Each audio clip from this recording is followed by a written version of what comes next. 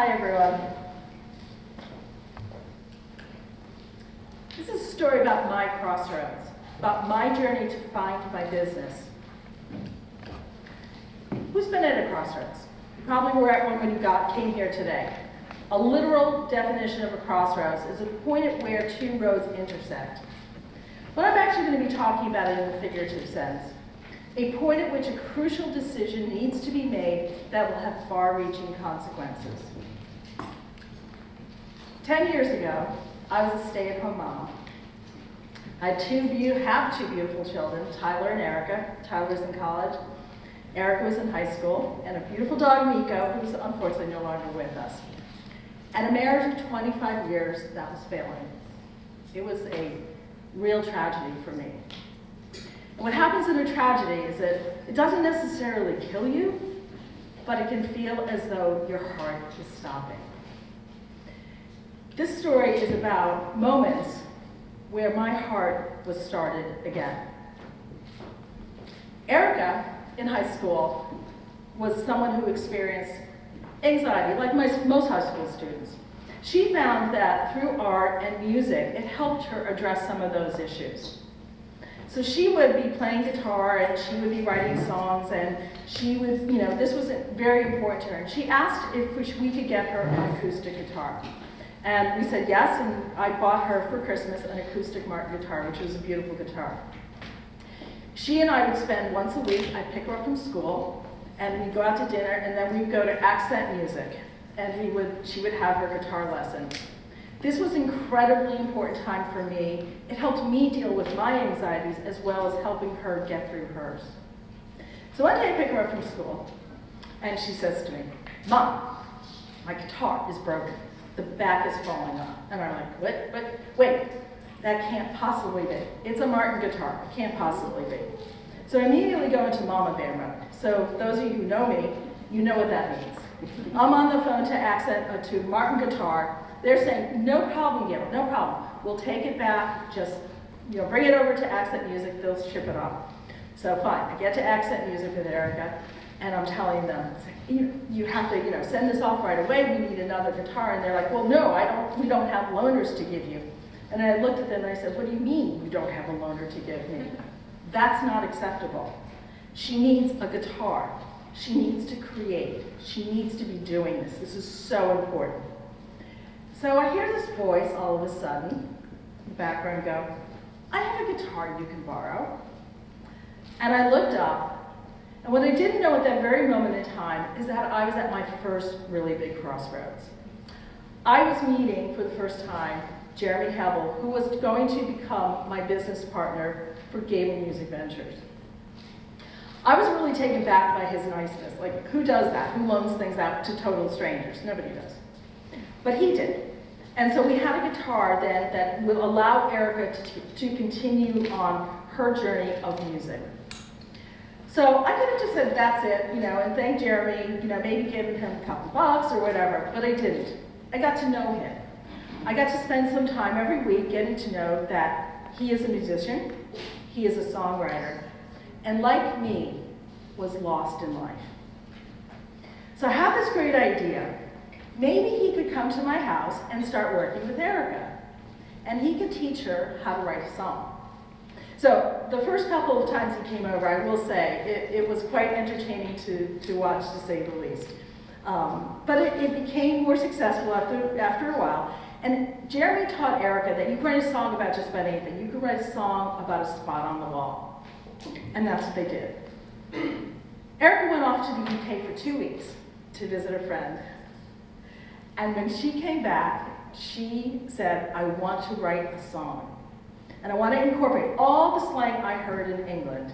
Anybody know any of the slang in England? There's a lot. There's a lot. It doesn't sound anything like what we have here. She and Jeremy sat down and they created this first song called "Proper Rank." I was thinking of showing it, Erica, but I knew you'd kill me.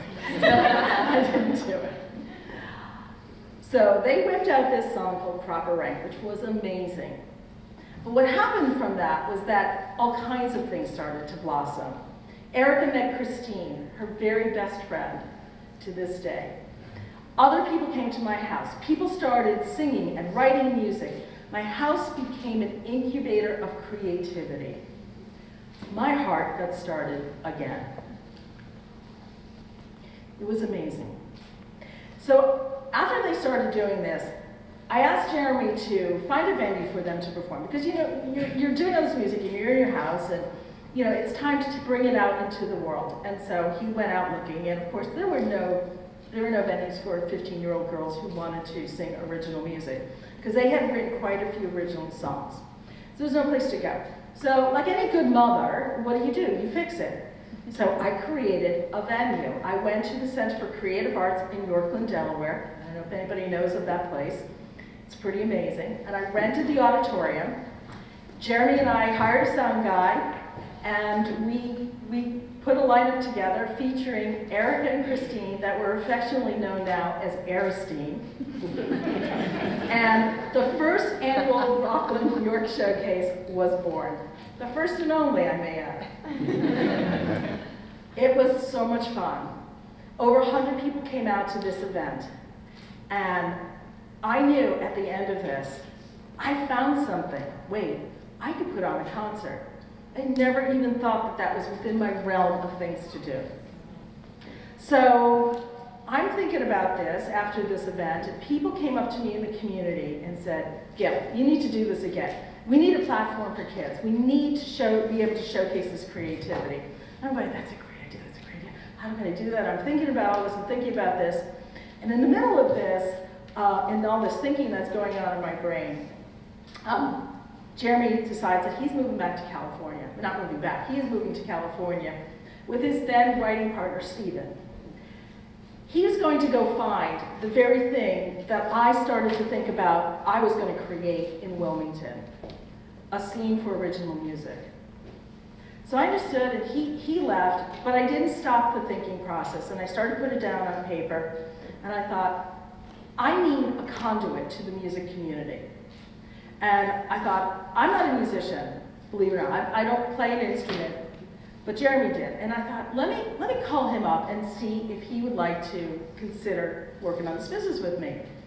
So I called him, and we started talking about it, and I said, well, we need to just work on it face-to-face. So it was January in Delaware, and I got on a plane to go to San Diego, because who wants to talk in Delaware when it's raining and cold and icy and all that? So I got on the plane and went out there. And we spent a couple days walking and talking about what we envisioned this business to look like and how it could work. And we knew it was going to be a challenge. We knew. So we decided that he was going to come back in a few months, and we were going to incorporate and launch this business, which, by the way, is a combination of our names, Gayle and Hebel. And that's how the name Gayle Music Ventures started. So on the way back from California, I got on the plane, and it's that long ride back. It's 5 hours, and usually you get talking to whoever's next to you. And I started talking to this guy, and his name is Andre. And he's a painter in Philadelphia, and I don't know anything else about him. I don't know if he's alive or dead or wherever he is now. And he asked me, he said, Gayle, what do you do? I said, I'm starting a business. And I was really excited about that. I was so excited. And I went on. I just said, I am going to showcase emerging artists with their original music, and I'm going to do this in Wilmington, Delaware, and it's going to be awesome. And he looked at me, and he said, Gayle, when you talk, you are singing. Talk about that shock again, because I realized it had been so long since I sang about anything. It was my validation that I was walking down the right path. Jeremy comes back, we put on our first show, and to say that it was not successful would be an understatement. The first year, in fact, was a series of challenges. I mean, anybody who is in this room that has started a business knows that it is tough to do. You make a lot of mistakes, you try and learn from them, and sometimes you learn, and sometimes you try not to repeat the same mistakes twice. It was very challenging, but we were both very stubborn, and we could see the vision. We could keep seeing what we wanted to do. Mike Schwartz, guy who owns the real estate on Lower Market Street, which is 2nd and Market Street, came to us in 2012. He's the owner of the commercial residential property in this area. We had been doing these little pop-up shows down there. And he said to me, I want to do a block party to do a thank you for everybody that's moved into this area. I'm going to give you a little bit of money. What can you do? So at the same time, some of you will remember that Firefly was announced coming to Delaware, coming to Dover, Delaware, of all places.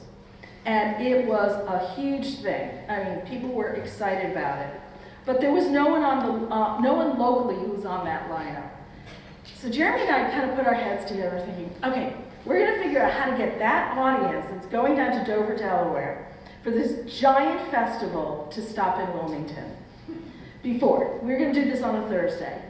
So we started poking fun at it and saying, let's think of a bug name, let's think of a bug name. We started thinking of bug names. And we realized the name that we really liked the most was Ladybug.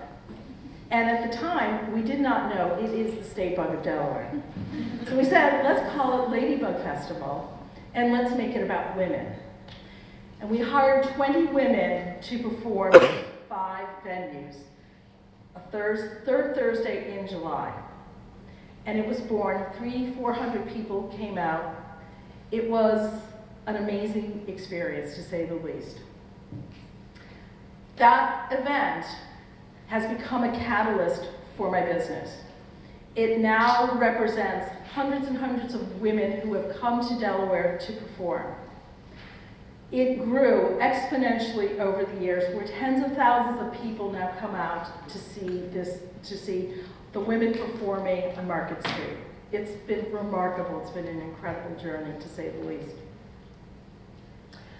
So we are incredibly fortunate, and I feel incredibly grateful for the opportunity to have a business that has impacted so many lives. And if someone told me 9 years ago that I would be standing here doing a TED Talk, talking about how my business, how stepping into crossroads, how finding this lifeline that God threw me at some point to say, here, I'm going to tether you back to the world. I'm going to give you this opportunity, do something with it. If somebody had said that to me 9 years ago, I would have said you were crazy. I would never have thought about doing something like that. I never would have thought of taking a step in a crossroads that would have been in a different direction than the one I thought I was going to always be taking, the safer route. The kids, the house, the mortgage, the dog. I never thought I would do something else that would be different. And I've inspired, I know, people, musicians, to write music, to perform, helped spark new relationships, and it sparked my heart as well. So one of the final things I want to leave you with is a bit of inspiration to try that next step. Change, crossroads can be very, very intimidating. They can be daunting. And it starts with that first step.